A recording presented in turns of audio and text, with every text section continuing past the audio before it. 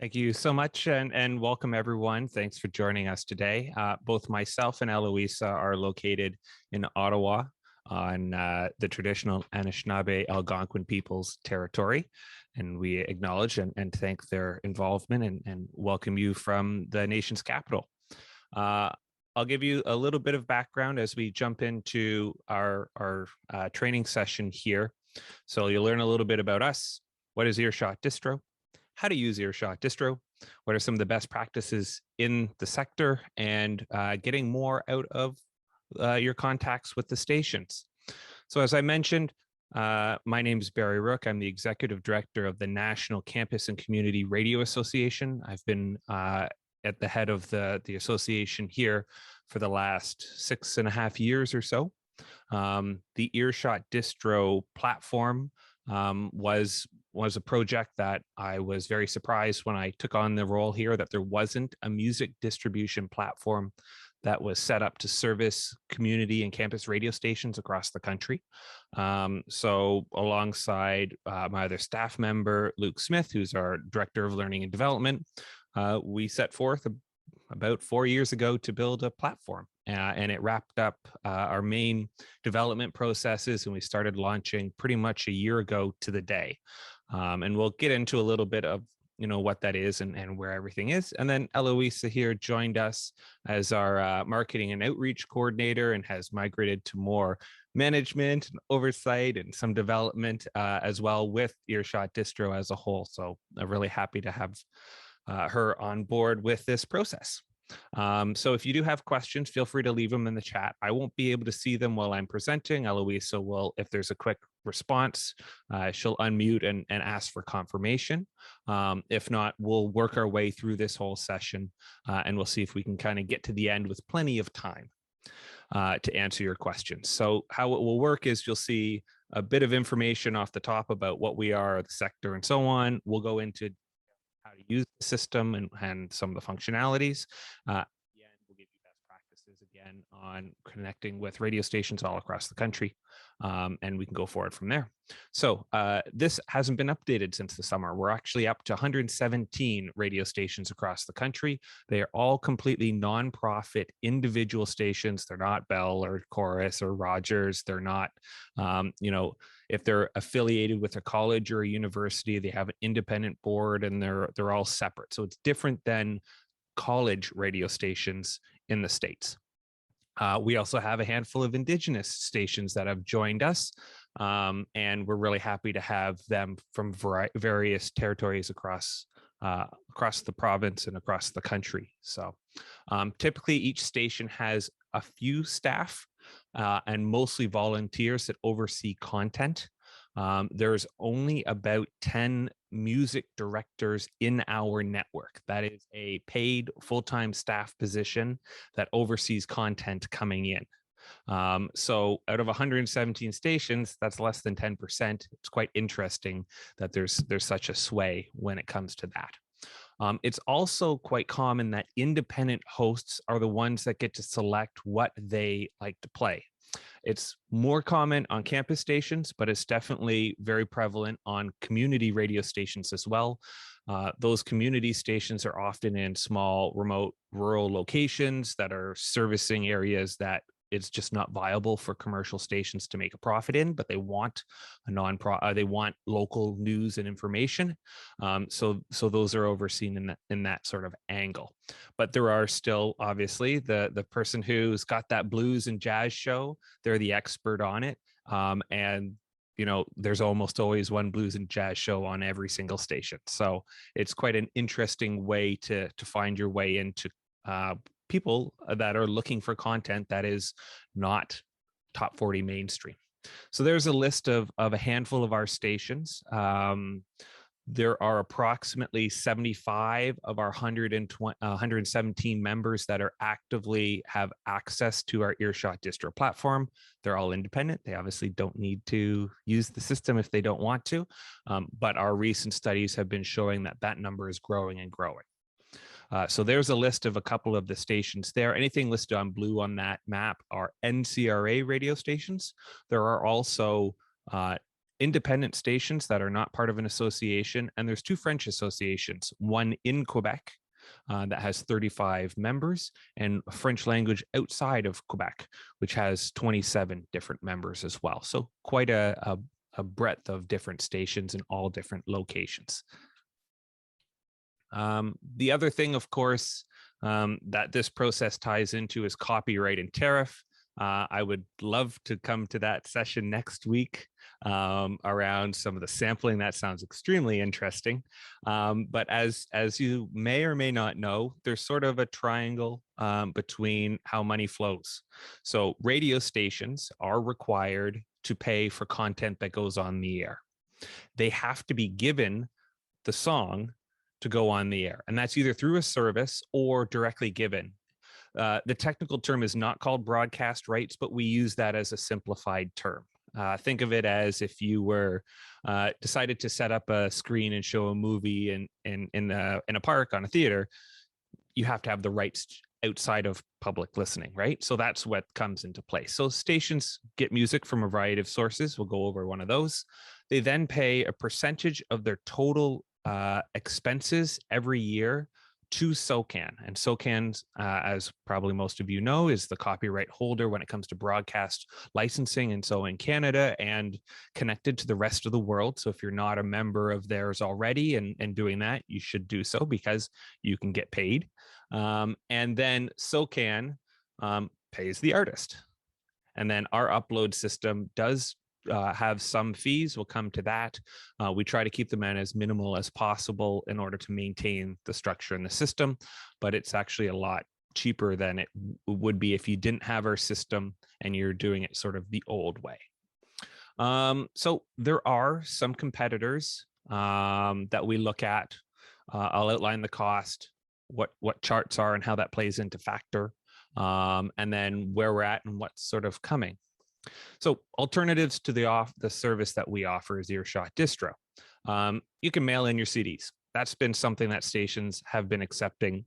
Stations are slowly reducing that option. And obviously with COVID coming into play, stations aren't open still to many of the volunteers and restricted so on. So sending your CD in over the last 18 months has gotten a lot less likely that you're going to get your content heard that way. Fortunately, we had opened the process and earshot Distro has been operating since then. And we have close to 15,000 songs on our distribution system. So there has been a shift. You can also email stations. Stations often will have a email address set up for the radio station, or the hosts will have individual emails available. As you network and build, you'll find out that if you're the jazz show, you'll find out whose jazz shows across the country and start that networking and that building. And often you can send directly to those groups. DMDS and Yangaroo has been around for quite a while in Canada. They're the more commercial distributor of content. About a dozen or so of our stations have access to that content and use it, but it's not very frequent. If you've got a couple $100 or more that you're willing to spend on distribution, they can definitely help with that. And again, they'll be able to reach other commercial markets as well. Play MPE entered the market about 2 years ago, very similar to Yangaroo DMDS. They've just migrated up from the States and are sort of getting a foothold in the system as well. As we mentioned, there's sort of this CD cycle where you manufacture a CD, you put it in the mail, it gets processed, and then it gets archived. Stations right now receive anywhere from 5 to 20 CDs a day. It takes time to process everything. They often sit in stacks, and volunteers come in and listen and review. We would say that about 70-80% of CDs that get sent in do not make it into any type of playlist, whether that's into an early library of new releases, digitally or physically.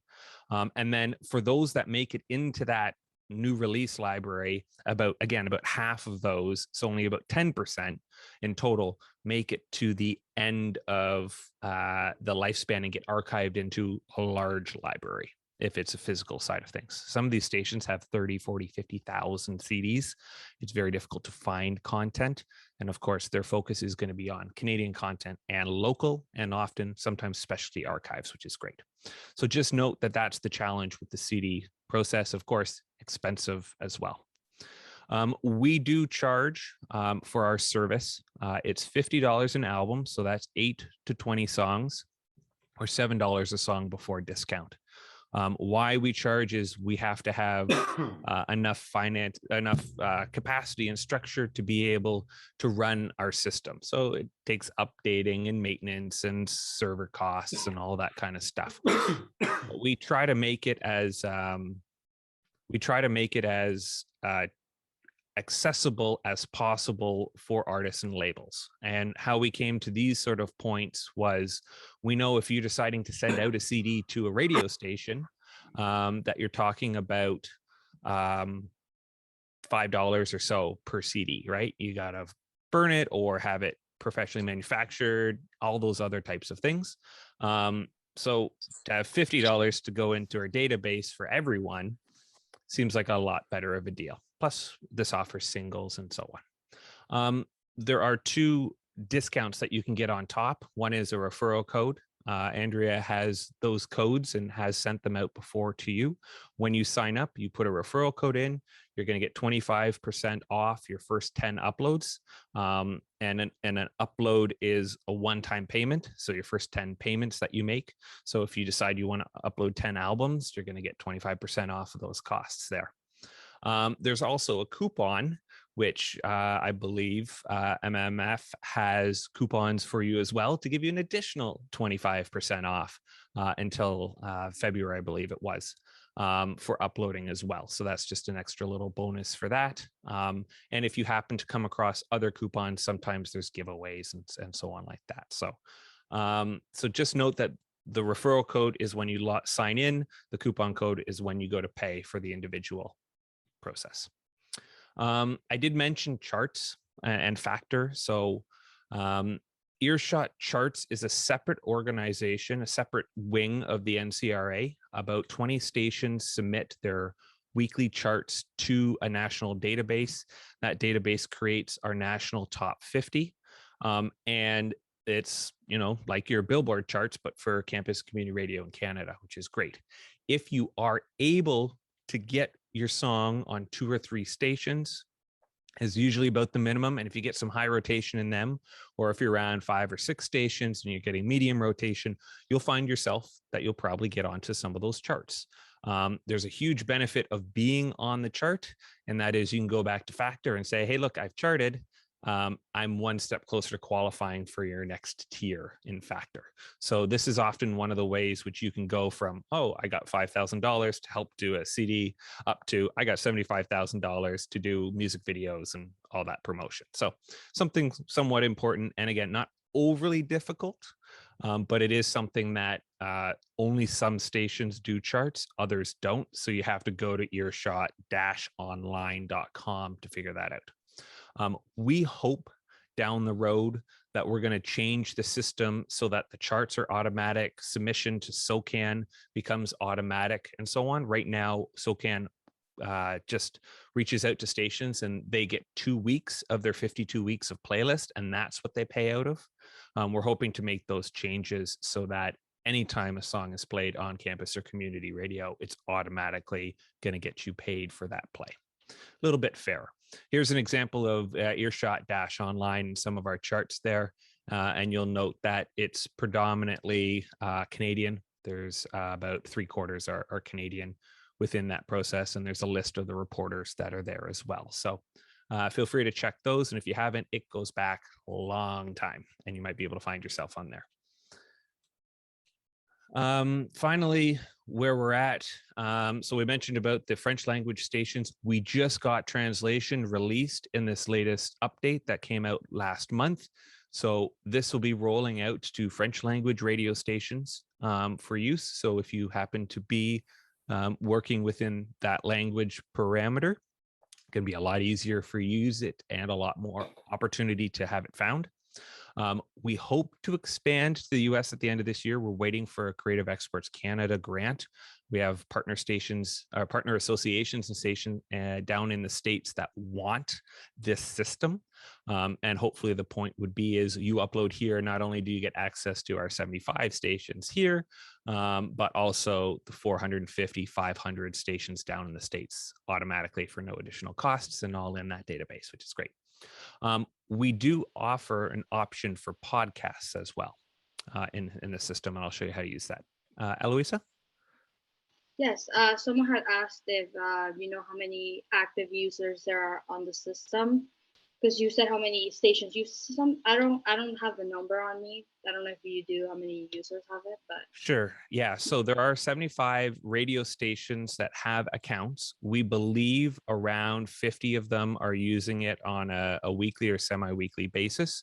There are also additional hosts. So the radio station can get an account, but so can the different independent hosts. And we believe that number's about the same. So I would say on a given week, every 2 weeks, there's around 100 different users. And you'll get to see as we go through the steps, which how to be able to tell who it is that has interacted with you and so on. yeah, I think they were asking me like how many like musicians use the system, like how many musicians, yeah. If I like remember, rock.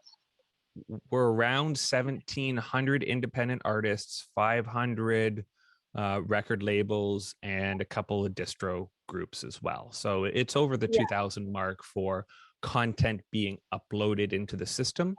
And there's approximately 20 to 30 new albums released every week, and around 100 songs or so every week that go into the system. Great. I think that's what they were asking. Thank you. Thank you. We also are looking at, like I said, there's an option for podcasts in place there, and we're trying to work with Library and Archives Canada to create a national archive for this content. So if you upload here, you'll also go into that national database. They're focused on books and films and TV at the moment. So we're hopefully in the next little while on that list. So I'll do a quick walkthrough. We'll go through uploads, the rating system, genres, communications, and some admin tools here. So Eloisa, if when I switch to the next page, if it doesn't show up on the screen, let me know.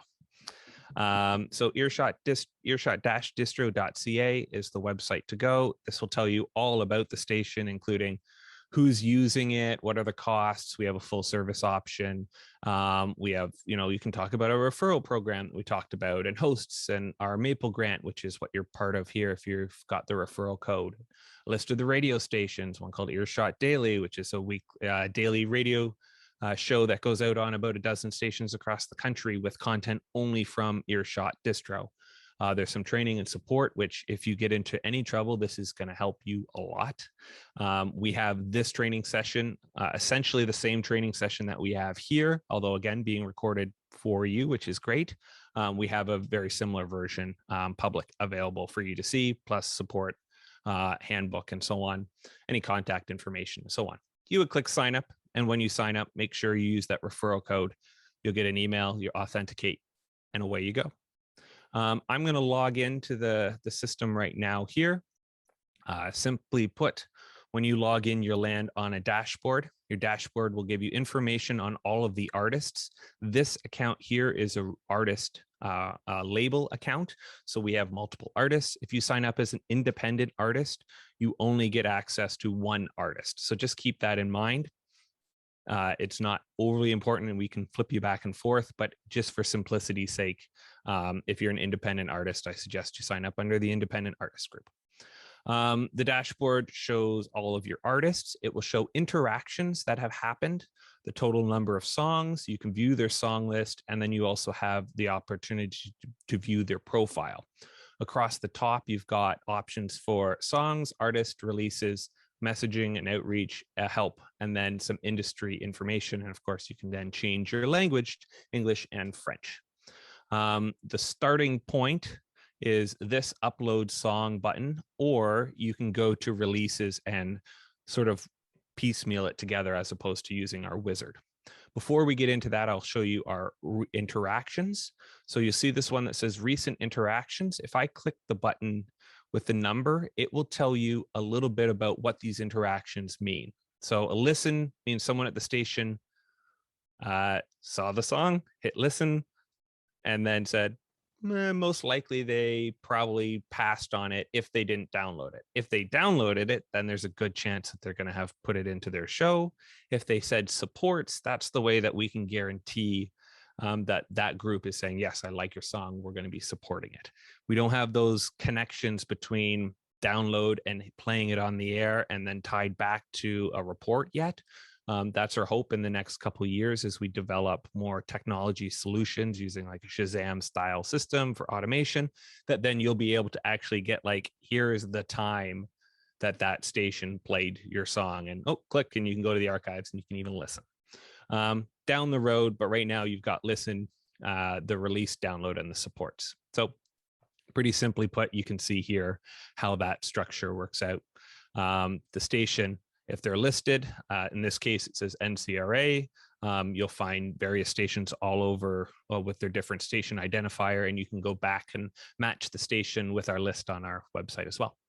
If they've listened, what the name of the song is and when that happened, and then it gives you some more interactions and information at the bottom there. I'll go back to the dashboard.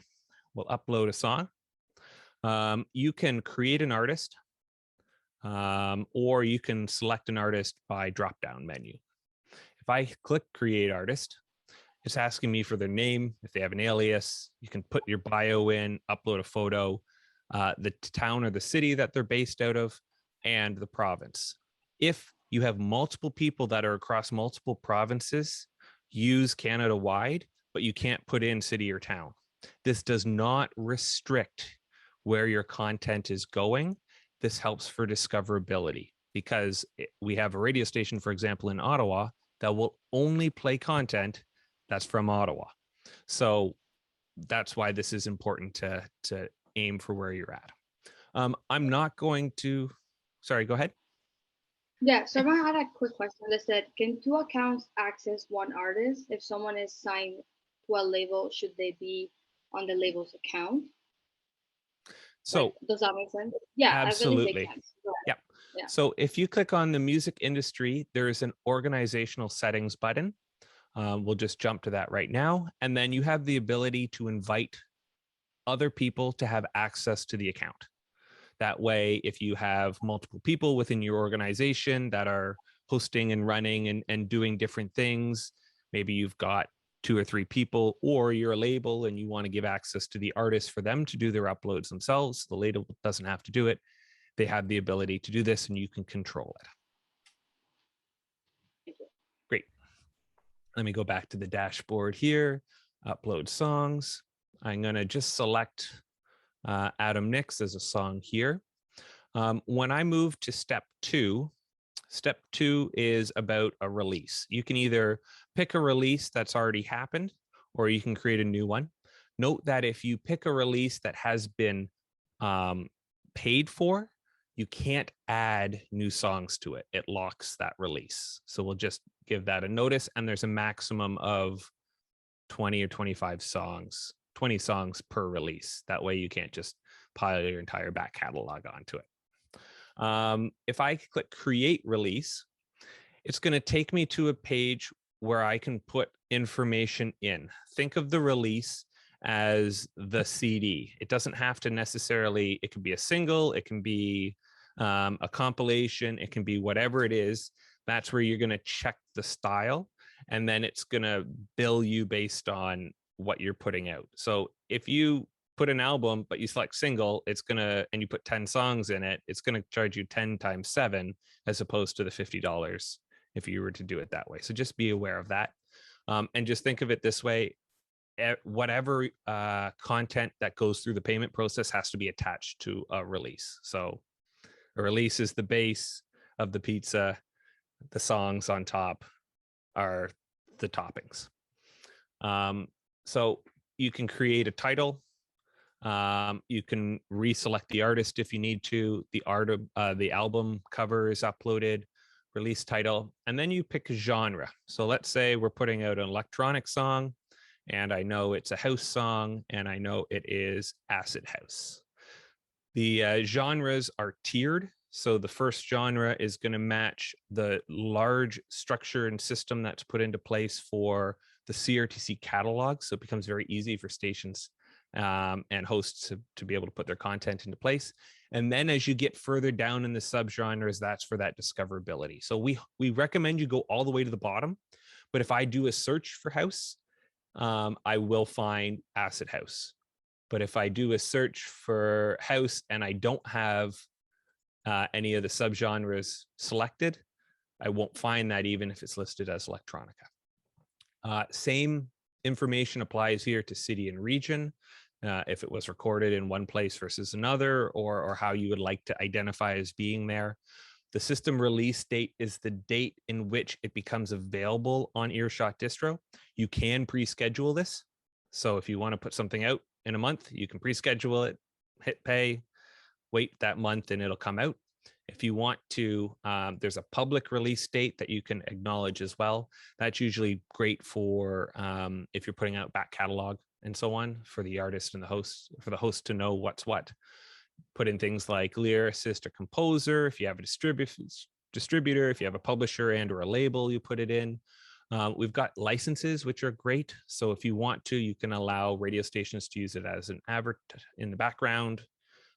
If you click available for use in podcast, it means that if a station or a host is putting out a music podcast, this is actually that legal permission that they can use it. This is the only system that we're aware of in the country that has this solution. So if you want to get access to podcasts, you can. And about 1 in every 6 songs is selected for this, which is kind of neat.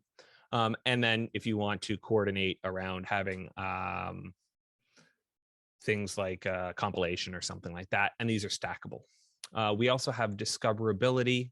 So if you identify as these characteristics, a Black Canadian, someone who's queer, femcon is women or women-led group, Indigenous or French Canadian, you can add those content in. Stations love looking for content from different characteristics to meet the programming that they have. It's a lot different than commercial. Commercial, they're looking for a song or an artist. In here, we're looking to explore and expand and showcase, and that's one of the best benefits of community radio. We also have Maple compliant, so if you can check off the 2 of the top 4 on the top, you are considered CanCon. CanCon is great for radio because radio stations have minimum requirements around that, 1 out of every 3. However, our stations are often way ahead of that process. If you don't meet those requirements and you are Canadian, feel free to use the system. We still encourage it. There are artists who are Canadian that don't meet this system. That's totally fine. We don't have it set up to take international artists at this time. It's been left aside. So I'm not going to fill all that detail out. I'm just going to go back to here and select another release that we did before. And then step 3 is adding songs. Click my songs. Here's 2 that I have. I hit open. They have to be WAV or FLAC, high quality. We don't take MP3. We want you to have the best quality possible uploading. It can be converted to others when it gets downloaded.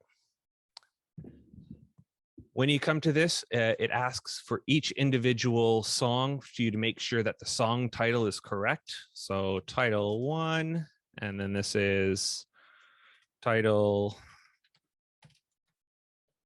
2 remix, and then radio or explicit. If you have ISRC numbers, you can put those in for tracking. If you have a beats permit, you can put them in. This is a simple way to apply information to each individual song. The other thing is, if you want to, you can individually edit each song. You'll note when you filled out the release, it asks for like genre and all of those types of things. If you have half are blues and half are death metal and it's on the same album, you're not going to have the same genre. So you can go song by song and make those changes. So this song wasn't a progressive house song. It was an acid house song. And then I can save that. So there's a whole bunch of options there. If you want to change some of your licensing, if you want to change categorization, this is more details that go onto individual songs. So if you want to help people out by finding tags, you can start to add in tags. So here's one that's ambitious, whatever that exactly means, but you can tag them together. And if people are looking for, calm music, they can type calm into the discoverability and they'll get a list of all the songs. So this is a suggested response, an additional one. And again, even if the song is maybe not CanCon anymore, you can make those adjustments and changes around from song to song. When this is done, very simply hit save. And what it's going to do is it's going to take you back to our songs page. So you'll notice on the top here, we've got artists, which has each of the artists broken down, and you can learn all about them and you can edit their profile like we saw earlier. We've got releases. Each release is in its own section. You can edit all that basic information again as well. And then you've got songs, and songs are a list of songs that are live and searchable, songs awaiting payment, which means they are the ones that need to go through our payment process to become live. And if you happen to run into any songs that are missing something, it's going to pop up here saying you didn't complete the process properly, fill that out. There'll be a warning as well if you'll see it in a couple other places. So if I go back to the songs awaiting payment here, I don't remember which one it was. Oh, that looks like it could be the one that we were using. Maybe not. Doesn't really matter at this point. I click the blue button over. It sends it. It makes it ready, and I click select payment here. It'll take us to our cart. It's confirming these are the songs, what the cost is, and then continue. And then you're going to get to how much the cost is. You'll note that this has a referral discount, and it's applied that discount. So what was $14 is now down to $11.03. If you have a coupon code, you can put that coupon code in there, and that'll get reduced even further. We use third-party Stripe, so we never see your contact information or anything. Very secure. Boom and done. And when you hit complete purchase, you'll get a receipt. And if you scheduled it to go live that day, it is in the system and available. The only thing that I have to suggest is releases. If you are putting up a song and you upload them, under the releases button here, you can reorder them. So sometimes they don't come in the proper order. Just be aware that you may have to go back and reorder them.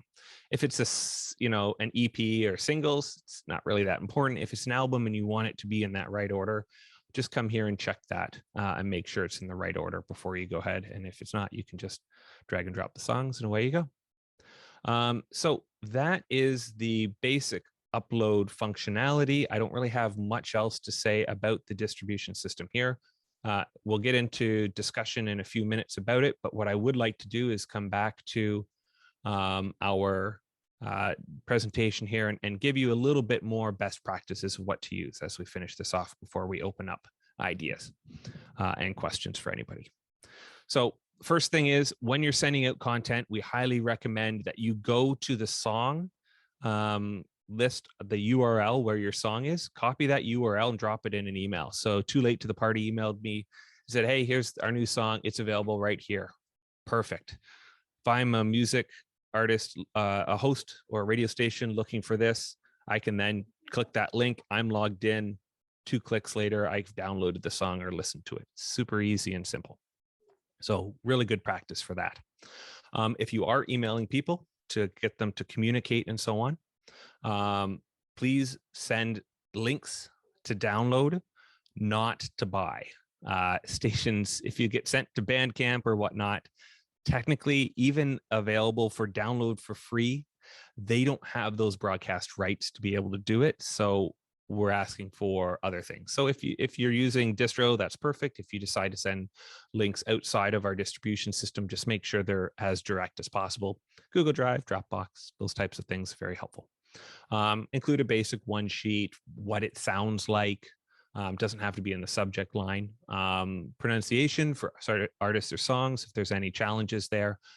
If there's lyrical issues, so clean context or explicit, we recommend, if you're uploading content, always send one that says explicit in the name and one that says clean radio friendly edit or something like that. That way both stations are the stations are happy and they get both accesses. It's very easy to get yourself pulled if you drop in something a little inappropriate and it was never caught. So you won't get a chance to get back on the station if that happens there. And if you are uploading MP3s, and again, you can't upload MP3s through distro, but if you send them through email, please make sure metadata is in that. When you download it, metadata is generated automatically from our system, which is great.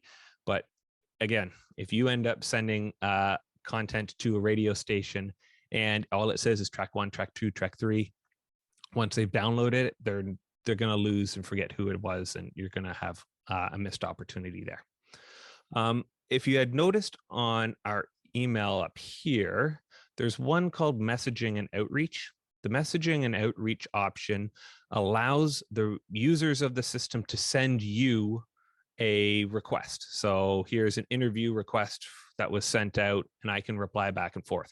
I can't contact the radio stations directly through this system. It is not set up that way. They can contact you, and you'll get a notification if you get a contact and so on through email. But that's how that's set up there. While you're here, there's a button that's marked outreach. If I click the outreach button, it's going to open a new page. And this is where the stations have given contact information about their station, or the hosts have given contact information to music users to be able to reach out. So there's a list here of radio stations, their locations, and so on. There's 35 of the 75 or so that use the station. And if you click on the station, it'll tell you where they're from, who their contact point is, an email, a phone number, if they do tracking, what genres they're preferred, what are accepted, what formats they come into, how you can send it to them, if they have a referral code, all those types of things.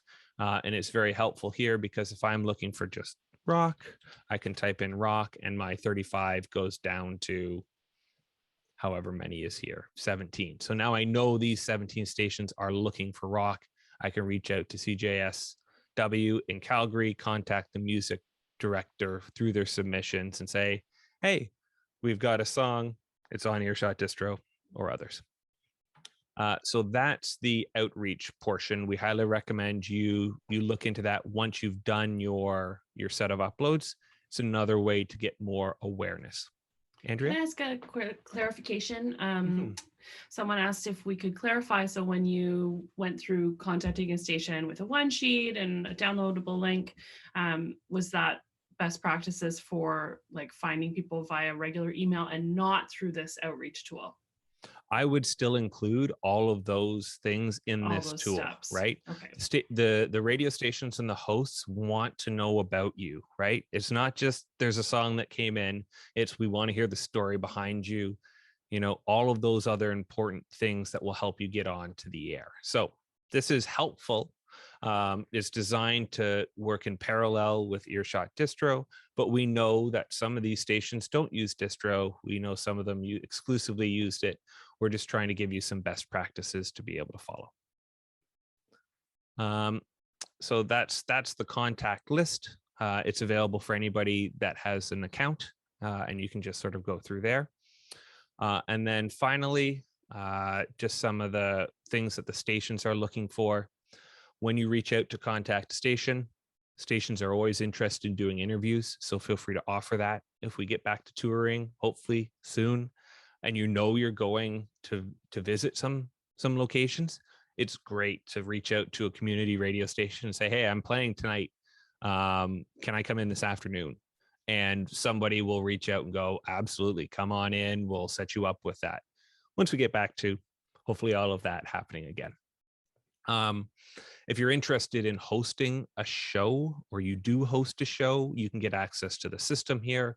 We have a thing called the Communityradio Exchange.ca, which has actually been upgraded and integrated into earshot Distro. So the radio stations, when they log in, not only do they see all of their radio, all of the music, but they now can get access to advertising, public service announcements, and complete radio shows all in one spot. There's about 40 or so weekly syndicated radio shows using CommunityRadioExchange.ca. Those are going to shift over to our distro platform as well. So it's becoming a hub for everybody to get access to it. earshot earshot-daily.com is our daily show. Feel free to take a look at that. And if you hit the request button, you drop your name and info on it.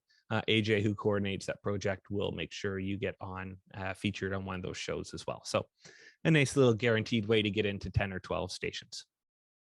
When you're contacting stations, there's other things that they're interested in. If you do liners or intros, hey, this is me and I'm here on the station. This is my latest song. Feel free to keep listening and thanks for tuning in. Those are great. Just make sure you've got the approval from the station for it as well. Same thing with swag. Stations love swag. There are so many stickers over all of these stations, which is great. If you've ever had a chance to go into a campus or community station, the walls are almost always green and their filing cabinets and doors are always overflowing with stickers. And it's just part of the characteristic. So they like that stuff, but just ask first, because if you suddenly send in a bunch of t-shirts and they're not interested in it, they're just going to sit and be a waste. I'd also recommend you include a Google alert for yourself. Just as a way to be able to capture if content is played on a radio station. Sometimes they'll be putting their stuff there. Plus, it's a great way to see if somebody's writing or talking about you as well. So that's essentially the earshot Distro platform.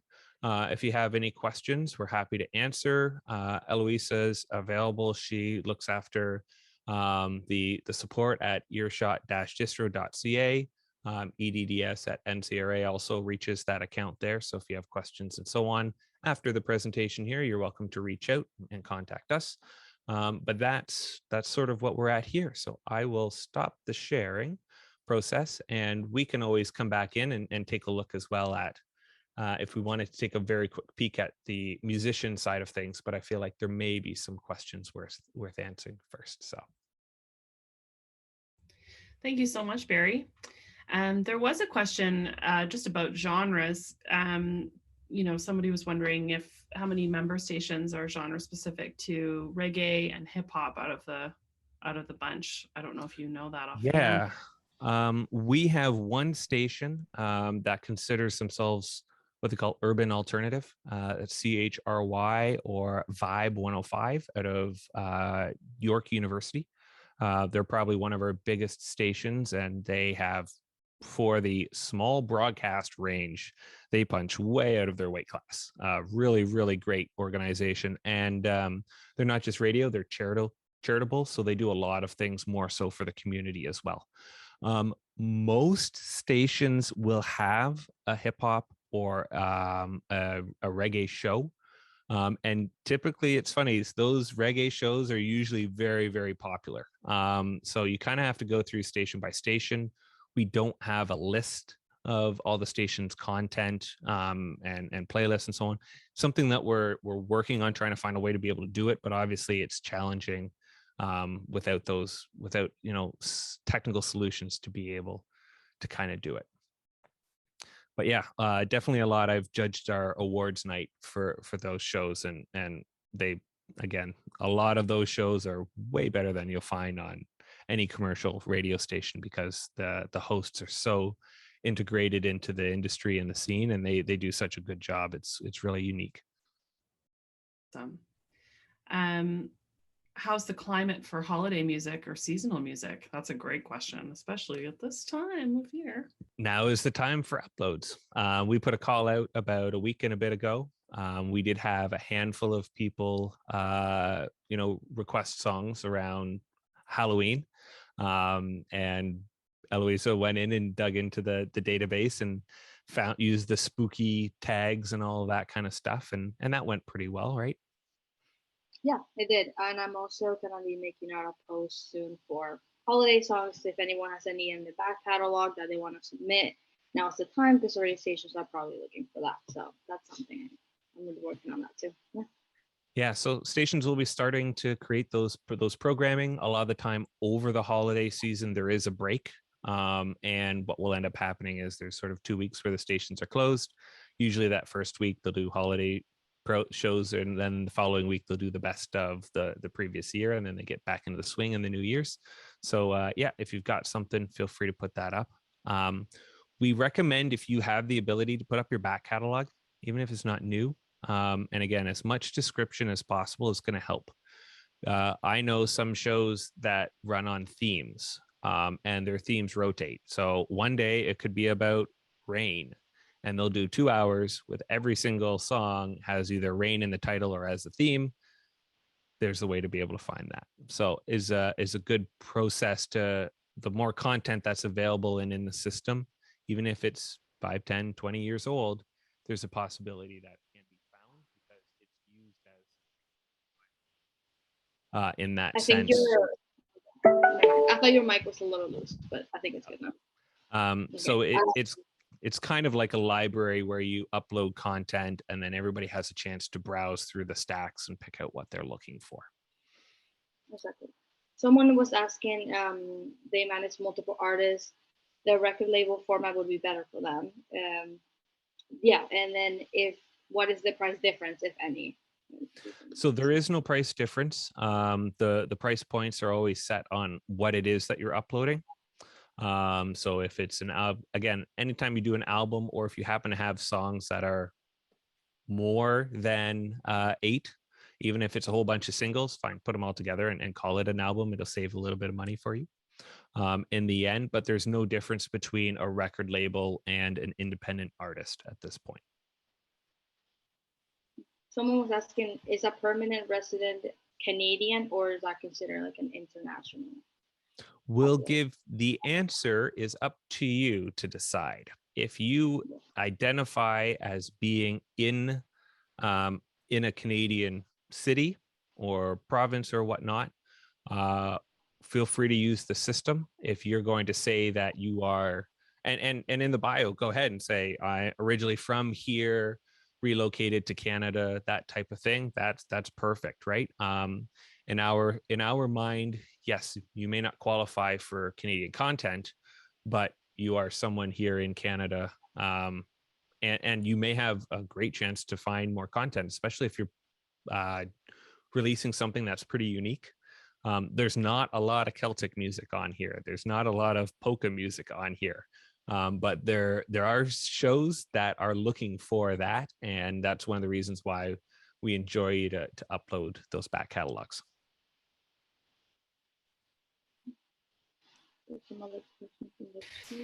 Someone asked, if you don't have the ISRC code for submitted songs, will the songs still be trackable?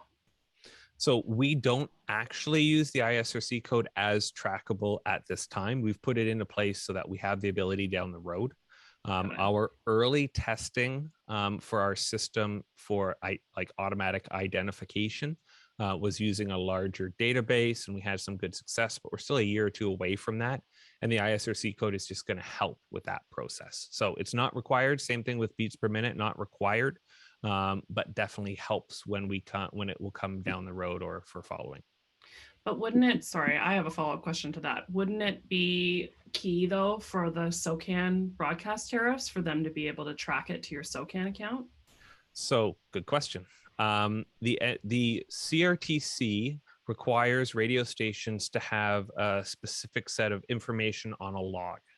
The SOCAN has agreed to accept what is on a CRTC log. And the CRTC log is artist, the name of the song, the album, if it's available, the length, and the genre based on the CRTC decisions. And then there's one or two other really small inconsequential points to it. That information is sent to SOCAN, and all SOCAN has to do is match a couple of those up. So they'll go artist, match that up, great, it aligns, there's their song, done. They don't even use the ISRC code within our sector. It would be helpful, but also radio stations have enough challenge to find artist names and songs that are uploaded properly and the right length and time. ISRC codes would just cause chaos. Got it. Someone has asked if there's a clean version of a song that has not been officially released and distributed. Would their label need to officially distribute the non-explicit version before uploading it to earshot? So what we ask is when you sign in, you'll note that there's an agreement for all of the processes here. What we ask is that you acknowledge, whoever you is, that you have the rights to distribute the content. We'll often have times where the artist will go ahead and upload their content. We'll have times where the label will upload content for the artist, and or different labels will upload a combination of the two. They're not interconnected with each other at this point. So what we've done is said, if you are uploading content, make sure you have the rights to that content. Same idea with if you're uploading, say, a cover song. We don't check all of that information. The stations may not check all of that information, but if you go ahead and put a cover song out and starts to make some news and you didn't have the rights to be able to do that, the radio station is not going to get in trouble because you signed your agreement and you are the one that's supposed to acknowledge that you have the rights to be able to do that. Great, thank you. There's a lot of chat about international artists and international content versus Canadian content versus, so thank you, Louisa, for addressing some of that there. Someone asked about submitting to CBC.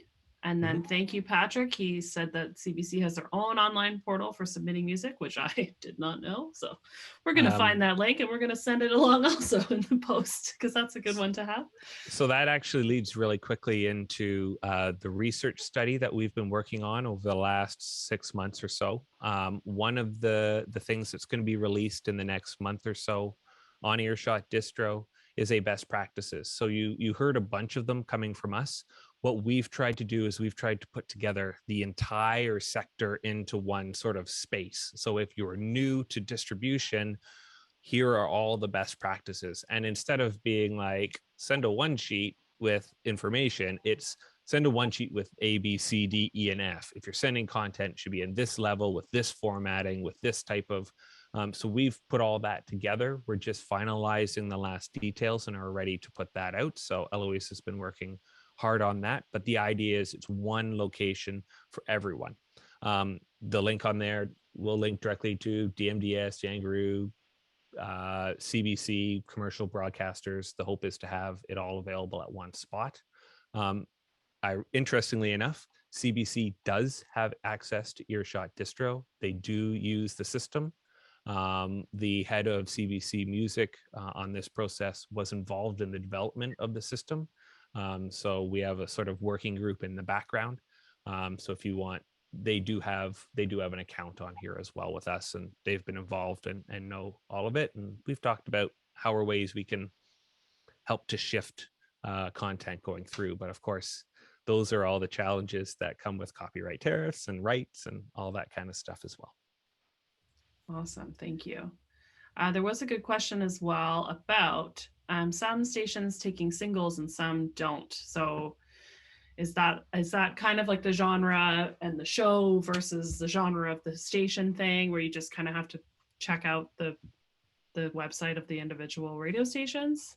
Yeah, that's where it sort of sits. Some are still working sort of in the old mindset that everything comes in on CDs. CDs have to be full albums. They don't have the time and ability to process singles or digital submissions. Others have dropped physical content. Others have said, I don't care where it comes from, what format it's really in. We just need it to get to us in a usable format. And we did have a discussion around our national charting system. Historically, it's been album based. It has shifted a little bit more to singles being involved with it. So the single side of things is becoming more accepted within the sector, whereas maybe 5 years ago, everybody was pretty much saying, no, don't send singles. On our website, when we go into earshot Distro, you can check our website under the radio. You can scroll down and there's link to everyone's website, and it links to their submission page. So you can read up there if they, some say we accept singles, but only from local artists, and you can read more about that if you really want to deep dive into who accepts singles and such. But we do recommend for best practice, if you have a couple singles that just kind of float around put them all together, make a small EP, and send that to them, and it'd be more likely to get listened to. And we also, if you have a single and an album, we suggest, and your plan is to put the single out before, do it. Upload the album, include the single again. Yes, it'll cost you the $7 extra. But you can state when you upload the single the first time, the album is coming and all that kind of stuff. And then when I do a search, it'll show up.